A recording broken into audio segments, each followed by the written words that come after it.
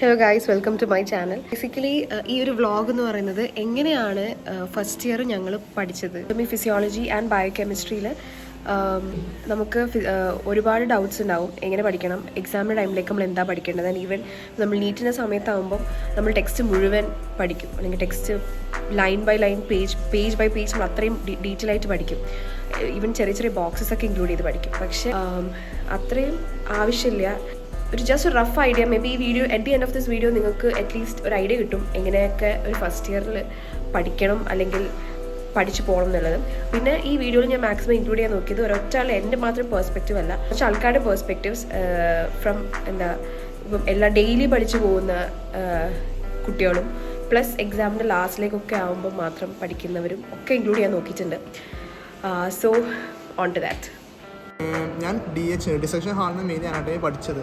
Almost മസിൽസിൻ്റെ അറ്റാച്ച്മെൻറ്റ്സും അതുപോലെ പ്രൊഫസർമാർ ചോദ്യം ചോദിക്കുമ്പോൾ കഴിഞ്ഞ എത്ര റെസ്പോൺസീവ് ആവാൻ നോക്കും. സോ അങ്ങനെ അനാട്ടമി പഠിക്കരുത്. പിന്നെ വീട്ടിൽ നിന്നിലാണെങ്കിൽ അനാട്ടമി അത്ര എഫക്റ്റീവ് ആണെന്ന് തോന്നുന്നില്ല, കാരണം വീട്ടിൽ നിന്ന് മെയിൻലി ബൈ ഹാർട്ട് ചെയ്യാൻ കുറച്ചൊരു ഡിഫിക്കൽട്ടാണ്. സോ അനാട്ടമി ക്ലാസ് ഡിസെക്ഷൻ ഹാളിൽ നല്ല ടൈം കിട്ടും. Physiology is like just making sense of things. So physiology, don't by heart things, just make sense of it. The different pathways, try to make sense of it. Don't by heart it, just മലയാളത്തിൽ തന്നെ പറഞ്ഞ സ്വന്തം ലാംഗ്വേജിൽ തന്നെ ആ pathways പറയാൻ നോക്കുക. നീ റൈറ്റ് ചെയ്യാനോ അല്ലെങ്കിൽ for example visual pathway, light എങ്ങനെയാണ് വരുന്നത്, അങ്ങനെ ഫോർ എക്സാമ്പിൾ സയനോമാറ്റിക് റിഫ്ലക്സ്, ബ്ലഡ് പ്രഷർ റെഗുലേഷൻ, ഇതെല്ലാം നിനക്ക് സ്വന്തം ഭാഷയിൽ തന്നെ പറഞ്ഞ് മനസ്സിലാക്കാൻ നോക്കുക. എന്നിട്ട് നമ്മൾ അതിനെ ഇംഗ്ലീഷിലേക്ക് കൺവേർട്ട് ചെയ്യണം. സോ അതാണ് മെയിൻലി ഫിസിയോളജി ചെയ്തത്. Next coming to biochemistry. Biochemistry like comparing anatomy and physiology ഒരു ലൈക്ക് കമ്പാരിറ്റീവ്ലി ഈസിയാണ്, പക്ഷെ എന്നാലും നമുക്കത് കുറച്ച് ഡിഫിക്കൽട്ടീസ് ഉണ്ട്. ചില സെയിം പാത്വേസ് ഉണ്ട്, ഗ്ലൈക്കോജനസിസ്, ഗ്ലൈക്കോനിയോജനസിസ്. സെഗ്രിഗേറ്റ് ചെയ്ത് പഠിക്കണം, ഇമ്പോർട്ടൻറ്റും മറ്റേ ഇമ്പോർട്ടൻ്റ് അല്ലാത്തതും നോക്കിയിട്ട്. സോ ക്ലാസ് കുറേ എടുക്കും ബയോകെമിസ്ട്രി, കുറേ പാത്വേസ് എടുക്കും, കുറേ ഇതെടുക്കും. സോ നിങ്ങൾ മറ്റേ ടെക്സ്റ്റ് വായിച്ചോ, ബയോകെമിസ്ട്രി റെഗുലർ റീഡ് ചെയ്യണം. ഏകദേശം ഒരു 1 hour റെഗുലർ റീഡ് ചെയ്താൽ മതി ബയോകെമിസ്ട്രി. ഞാൻ ആണെങ്കിൽ ഇപ്പം ഡേ സ്കോളർ ആയതുകൊണ്ട് ദിവസം വീട്ടിൽ ബസ്സിലോട്ട് പോകുമ്പം ഒരു 1 മണിക്കൂറുണ്ട്, ബസ് യാത്ര കിട്ടുന്ന 1 മണിക്കൂർ ബയോകെമിസ്ട്രി ഞാൻ വായിക്കും.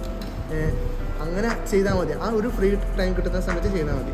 പിന്നെ ആ ബയോകെമിസ്ട്രി പിന്നെ ഞാൻ വേറെ എവിടെയും വായിക്കില്ല. എക്സാമിൻ്റെ തലേദിവസം മാത്രം ഞാൻ ബയോകെമിസ്ട്രി വായിക്കും. അപ്പം ആ ഒരു ഇതാണ് ബയോകെമിസ്ട്രി, ഒരു സൈഡ് പ്രൊജക്റ്റ് പോലെയാണ് ബയോകെമിസ്ട്രി. സമറൈസ് ചെയ്യുമ്പോൾ അനാട്ടമി കഴിഞ്ഞത്ര കോളേജിൽ പഠിക്കാൻ നോക്കുക, ഫിസിയോളജി വീട്ടിൽ പോയിട്ട് മനസ്സിലാക്കുക, ആൻഡ് ബയോകെമിസ്ട്രി എപ്പോഴും ടൈം കിട്ടുന്ന നോക്കുക. മോസ്റ്റ് ഓഫ് ഓൾ ഉറങ്ങാൻ നോക്കുക. ലേറ്റ് നൈറ്റ് സ്റ്റഡീസ് അത്ര ഇമ്പോർട്ടൻ്റ് അല്ല. എക്സാം ഉണ്ടെങ്കിൽ മാത്രം ചെയ്താൽ മതി. അല്ലെങ്കിൽ ഏറ്റവും വലിയ കാര്യം ഫസ്റ്റ് ഇയറിൽ ഉറക്കാം. സോ അനാട്ടമി പഠിക്കാനാണെങ്കിൽ നമുക്ക് കുറച്ചും കൂടി ഡയഗ്രാംസ് ഒക്കെ മനസ്സിൽ ആലോചിച്ച് പഠിച്ചാൽ പെട്ടെന്ന് കിട്ടും. പിന്നെ DH തന്നെ വെച്ച് എല്ലാം പഠിക്കുക. ഐ മീൻ ഡിസെക്ഷൻ ഹോൾ അവിടെ വെച്ച് തന്നെ എല്ലാം പഠിച്ചു തീർത്താൽ റൂമിൽ വന്നിട്ട് വെറുതെ വായിച്ചു നോക്കിയാൽ മതി, അപ്പൊ പെട്ടെന്ന് എല്ലാം കിട്ടും. പിന്നെ ഫിസിയോളജി ആണെങ്കിൽ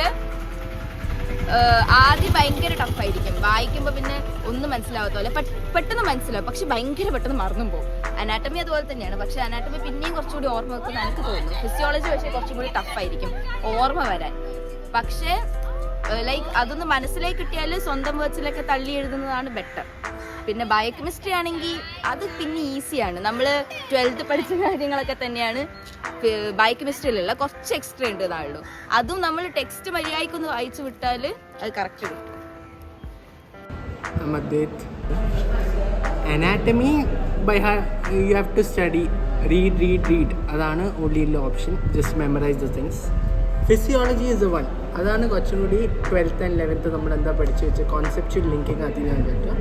so just read the concept and understand, and അതൊന്ന് ബ്രീഫാക്കിയിട്ട് just like learn how to explain those things. പിന്നെ ബയോകെമിസ്ട്രി ആ സൈക്കിൾസ് അങ്ങനത്തെ സാധനങ്ങളെല്ലാം നല്ല ഡീറ്റെയിൽ ആയിട്ട് വരയ്ക്കുക, ഏതോ വാട്ട് എവർ, അതെല്ലാം നല്ല പ്രോപ്പറായിട്ട് സിസ്റ്റമാറ്റിക് രീതിയിൽ തന്നെ ചെയ്താൽ biochemistry you will get easily marks. പിന്നെ anatomy diagrams are the most important thing. അതൊരിക്കലും for each and every question just draw a diagram. That's it. അങ്ങനെ ഞാൻ ഫിസിയോളജിയും അനാട്ടമിയും ബയോകെമിസ്ട്രിയും പഠിച്ച മോശമില്ലാത്ത മാർക്കും കിട്ടിയിരുന്നു. പഠിച്ചെന്ന് പറഞ്ഞാൽ ഞാൻ ലാസ്റ്റ് വെച്ചാൽ പഠിച്ചത്. ഫിസിയോളജി അങ്ങനെയൊന്നും പഠിക്കാറില്ല. അനാട്ടമിയൊക്കെ ഡിസെക്ഷനാണെന്ന് വല്ലതും നോക്കിയാൽ അത്ര. ഇന്റേണൽസൊക്കെ 2 പൊട്ടി. അനാട്ടമി ഫാക്കൽറ്റി തന്നെ പറഞ്ഞു നീ പാസ്സാവില്ല, പക്ഷെ അവര് വിചാരിച്ചതിന് അപ്പുറത്താണ് നടന്നത്. ഗീതാ മാമിന്റെ കണ്ണ് തള്ളിപ്പോയിക്കുന്നത്.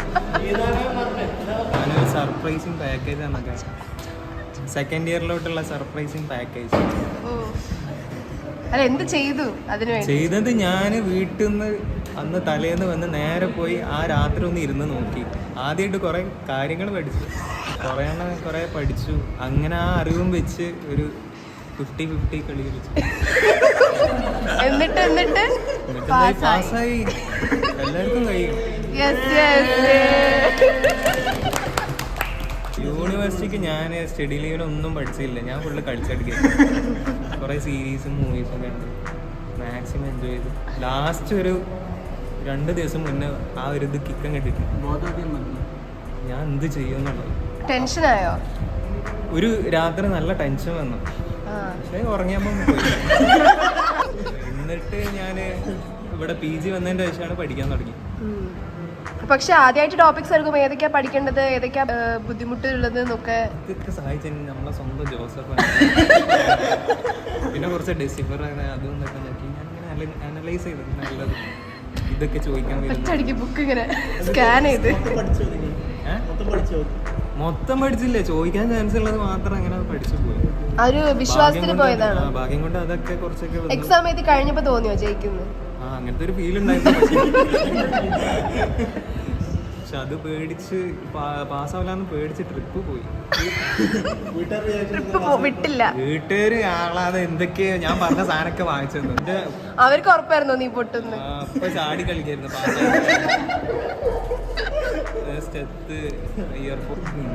ഓക്കെ, ഇനി സെക്കൻഡ് ഇയറിൽ അടുത്തത്. സെക്കൻഡ് ഇയറിൽ അതിന്റെ ഒരു കോൺഫിഡൻസ് ഉണ്ടോ? ഇപ്പൊ തുടങ്ങണമെന്നുണ്ട്. അപ്പൊ എന്താ പാഠം പഠിച്ചത്? അധികം പ്രതീക്ഷ കൊടുക്കാൻ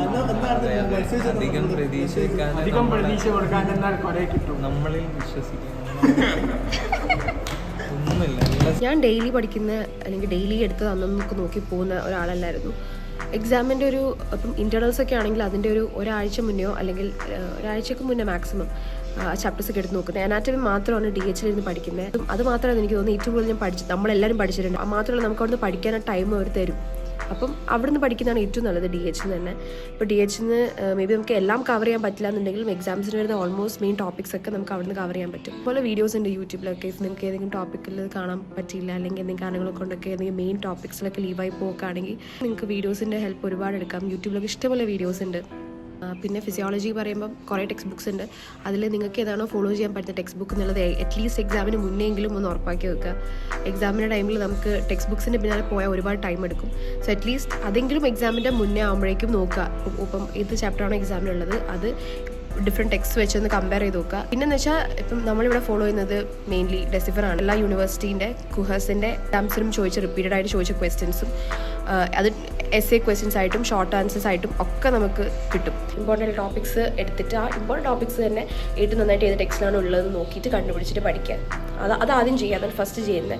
അത് കഴിഞ്ഞ് നിങ്ങൾക്ക് ടൈം കിട്ടുകയാണെന്നുണ്ടെങ്കിൽ ബാക്കി അതിൽ നിന്നും വരുന്ന എക്സ്ട്രാ ടോപ്പിക്സിനൊക്കെ ആയിട്ട് നിങ്ങൾക്ക് നോക്കാം. വിഷ്ണു, സ്നിഗ്ധ, അദ്വൈത്, ഇഷാഖ് ഇവർ പറഞ്ഞ പലതും ചിലപ്പോൾ നിങ്ങളിതിൽ ഏതെങ്കിലും ഒരു കാറ്റഗറിയിൽ വരുന്ന ആളായിരിക്കും, അല്ലെങ്കിൽ ഇതിൻ്റെ ഇടയ്ക്ക് വരുന്ന ഒരാളായിരിക്കും. പക്ഷേ ഈ പറഞ്ഞ എന്തെങ്കിലുമൊക്കെ കാര്യങ്ങൾ വെച്ചിട്ട് നിങ്ങൾക്ക് ഫസ്റ്റ് ഇയർ കുറച്ച് ഈസി ആക്കാൻ പറ്റും ഞാൻ വിചാരിക്കുന്നു. So by.